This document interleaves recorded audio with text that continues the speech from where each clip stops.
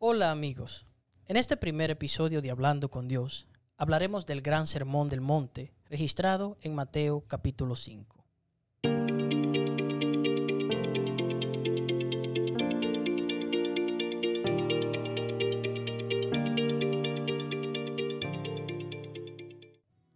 Bienvenidos a nuestra primera reflexión en Hablando con Dios. Les habla Dani Espinal de su ministerio Rumbo al Cielo.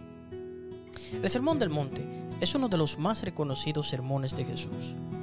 Aquí encontramos grandes enseñanzas. Y es que el Sermón del Monte, según muchos, contiene las disciplinas principales del cristianismo. En este sermón, Jesús estaba hablando de la naturaleza de su reino, mientras que al mismo tiempo refutó algunas falsas ideas acerca del reino mesiánico que los dirigentes religiosos de aquel entonces enseñaban a sus seguidores. Esto nos trae a las bienaventuranzas. Si bien es cierto que Jesús estaba dirigiéndose a una gran audiencia en donde había personas que estaban pasando por grandes dificultades, también estaba haciendo un llamado a aquellos que estaban causando las dificultades. Esto nos ayuda a reflexionar no solo en nuestra conducta, sino que también nos hace un llamado de esperanza a todos los que por cualquier razón estemos enfrentando tiempos difíciles. Más aún, Jesús nos está dando una lista de cómo llegar a ser candidatos para el reino de Dios a través de una transformación de nuestro carácter. Las bienaventuranzas inician dando palabras de consuelo a los pobres en espíritu. Mateo capítulo 5, versículo número 3 dice lo siguiente: Bienaventurados los pobres en espíritu, porque de ellos es el reino de los cielos. Analicemos esta característica. ¿Quiénes son los pobres en espíritu? Más bien, ¿a quiénes estaba dirigiéndose Jesús al referirse a los pobres en espíritu? Comúnmente llamamos pobre a quienes carecen de bienes materiales de forma extrema, pero en este caso Jesús estaba refiriéndose a aquellos que al compararse con el carácter de Dios sentían una gran necesidad espiritual. Aquellos que sienten agudamente la necesidad de las cosas del reino del cielo. Y es que aquel que no siente necesidad espiritual, aquel que se cree rico, aquel que se ha enriquecido y que no siente necesidad de ninguna cosa, es descrito por Dios como un desventurado. Apocalipsis capítulo 3, versículo 17 dice: Porque tú dices, yo soy rico y me he enriquecido, y de ninguna cosa tengo necesidad, y no sabes que tú eres un desventurado, miserable, pobre, ciego y desnudo. Es evidente entonces que los pobres en espíritu no son aquellos que no conocen a Dios, no son aquellos que mendigan del conocimiento porque éste carece, sino aquellos que al compararse con la naturaleza divina sienten la necesidad a diario de una nueva transformación, de un proceso de regeneración. Por eso, los pobres en espíritu serán bienaventurados. En el versículo 4 encontramos lo siguiente: Bienaventurados los que lloran, porque ellos recibirán consolación. La palabra lloran, del griego original penteo, suele referirse a alguien que llora con un dolor intenso y profundo, y podemos relacionar esta declaración con los que son pobres de espíritu.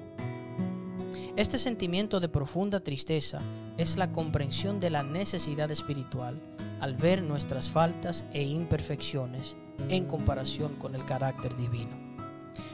En otras palabras, los que lloran son aquellos que sienten la gran necesidad de una transformación, aquellos que sienten esa profunda necesidad de tener a Cristo en sus vidas, aquellos que sienten esa profunda e intensa necesidad de ser transformados para reflejar el carácter de Dios. Ellos serán consolados. A mí me resulta fascinante pensar que la obra de la transformación del carácter es desempeñada por el Espíritu Santo. Y ya sabemos que el Espíritu Santo también es conocido en la Biblia como el Consolador. Y claro, esta frase puede estarse refiriendo a aquellos que sufren o que lloran por los engaños o los problemas cotidianos, aquellos que sufren por causa de las acciones de los demás. El versículo 5 nos dice lo siguiente: bienaventurados los mansos, porque ellos recibirán la tierra por heredad. Este pasaje se está refiriendo a aquellos de un carácter suave, un carácter gentil, un carácter humilde. Interesantemente, Cristo dijo de sí mismo que Él era manso y humilde de corazón. La mansedumbre es una actitud del corazón, una actitud de la mente y en realidad un estilo de vida. La mansedumbre es extremadamente importante porque ésta está estrechamente relacionada con la santificación. El apóstol Pedro compara la mansedumbre con una belleza incorruptible que procede de lo íntimo del corazón. Y esta consiste en un espíritu suave y apacible. También añade que esta característica es súper valiosa para Dios. Primera de Pedro, capítulo 3, versículo 4. Ahora, ¿por qué es esta característica tan importante para Dios? Lo es porque por medio de la mansedumbre nos sometemos a Dios de manera plena. Eso implica obedecerle y aceptar su voluntad. Nótese que lo contrario a la mansedumbre sería entonces la rebelión y el cuestionamiento de lo divino, lo cual lleva a la desobediencia. Diciéndolo de otro modo, los mansos y humildes de corazón, aquellos de carácter suave, aquellos que se someten a Dios y a su voluntad y son obedientes, estos recibirán la tierra por heredad. La cuarta bienaventuranza la encontramos en el versículo 6 y es la última bienaventuranza que mencionaremos en esta pequeña reflexión. El versículo 6 dice: bienaventurados los que tienen hambre y sed de justicia, porque ellos serán saciados. En esta parte, Jesús está refiriéndose a aquellos que anhelan la justicia con ansiedad, aquellos que anhelan la justicia de la misma forma en la que los hambrientos anhelan los alimentos. Aunque por lo general, la interpretación más aceptada quizás sea que aquí se está haciendo referencia a la satisfacción del hambre y la sed del alma en términos espirituales, yo encuentro un significado aún más profundo en la palabra justicia. En el Antiguo Testamento, la palabra justicia está asociada con guardar los mandamientos de Dios, es decir, ser justo es obedecer la ley de Dios. Deuteronomio capítulo 6, verso 25 dice lo siguiente: y tendremos justicia cuando cuidemos de poner por obra todos estos mandamientos delante de Jehová nuestro Dios, como Él nos ha mandado. Note que la palabra justicia está estrechamente vinculada con obedecer la ley de Dios. Salmo 119, versículo 172 nos dice: hablará mi lengua tus dichos, porque todos tus mandamientos son justicia. Si los mandamientos de Dios son justicia, esto implica que todos aquellos que guardan los mandamientos de Dios serán contados por justos. La palabra usada en Mateo capítulo 5, versículo 6, en el original griego es dikaiosine, de la raíz dikaios. Según la concordancia bíblica Strong, la palabra dikaios significa observar la ley. Ahora, sin añadir ni quitarle a la palabra y siendo muy cuidadosos, hagamos un pequeño cambio de palabras y cambiemos la palabra justicia por la frase guardar la ley de Dios y leamos nuevamente el texto. El texto entonces nos dice: bienaventurados los que tienen hambre y sed de guardar la ley de Dios, porque ellos serán saciados.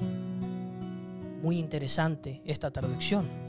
Como pueden notar, al leer el pasaje de esta forma nos da un significado aún más profundo. Algunos han sugerido que esto sería una interpretación confiable, debido a que Jesús se refirió a la ley de Dios en el mismo capítulo, en los versículos 17 al 20. Pero también hay otra aplicación interesante. Aquellos que tienen hambre y sed de justicia son los que anhelan la justicia de Jesús, también conocida como la justificación por la fe. Esta justicia o justificación para ser salvos es un regalo de Dios que se puede adquirir no por obras, sino impuesta por Dios mismo. En otras palabras, no es algo que se puede adquirir por obras o acciones humanas, sino únicamente por la fe en Jesús. Concluimos entonces que aquellos que tengan hambre y sed de justicia, aquellos que tengan hambre y sed de guardar la ley de Dios, ellos serán saciados. Si te gustó el contenido de este video, suscríbete a nuestro canal para ver más contenido como este. Dale like a nuestros videos y comparte el contenido con tus amigos y en tus redes sociales. Ayúdanos a expandir la palabra de Dios y a ser un canal de bendición para otras personas. Dios te bendiga y nos vemos en el próximo episodio.